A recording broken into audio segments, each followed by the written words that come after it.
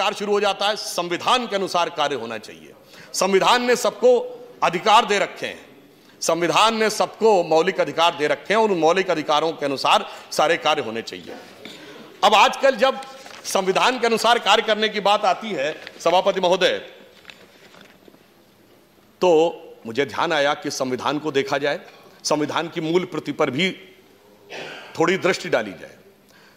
जब संविधान के मूल प्रति के उस हिस्से को देखा जिसमें मूल कर्तव्यों, मूल अधिकारों की बात है, तो संविधान सिर्फ एक किताब से लिखी हुई, एक अक्षरों से लिखी हुई किताब नहीं है।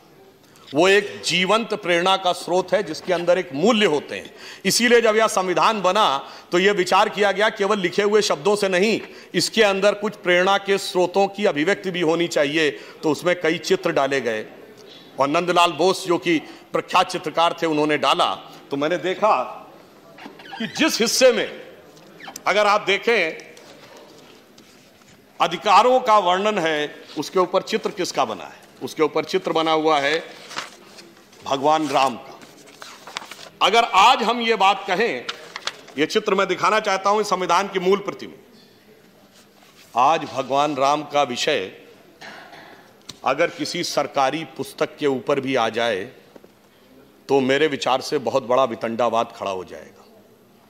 परंतु संविधान निर्माताओं के विचार में सारे अधिकार मर्यादा की सीमा के अनुसार हैं। शायद इसीलिए उन्होंने उस पृष्ठ के ऊपर भगवान राम के उस चित्र को रखा। और आपने यह भी देखा कि भगवान राम का विषय, राम जन्मभूमि का विषय भी सभी मर्यादाओं और व्यवस्थाओं को पूर्ण करते हुए मर्यादा पुरुषोत्तम का विषय पूरी मर्यादा के साथ अपने मुकाम तक पहुंचा।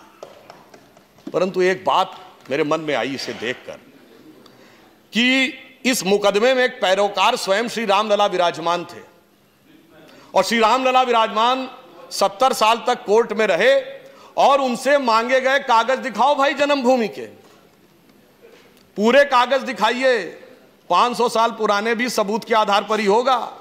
और सभापति महोदय, कागज सिर्फ हिंदी और संस्कृत में नहीं, अंग्रेजी में नहीं, फारसी में भी दिखाने पड़े जो फारसी के कागज थे। और यह प्रमाण है, हमारे विरोधी पक्ष में तो कपिल सिब्बल जी उस विषय में रहे, उन्होंने वो फारसी के कागज देखे होंगे। कहावत है ना, हाथ कंगन को आरसी क्या, पढ़े लिखे को फारसी क्या। उन्होंने दिखाया और जो लोग काफी ऊंचे ऊंचे हाथ उठाकर कहते थे कागज और सबूत के आधार पे ही रामलला जहां विराजमान है वह तय होगा, किसी यकीन पे नहीं तय होगा, वो आज कहते हैं हम जहां विराजमान है वहां मान लो, कागज दिखाने की जरूरत नहीं।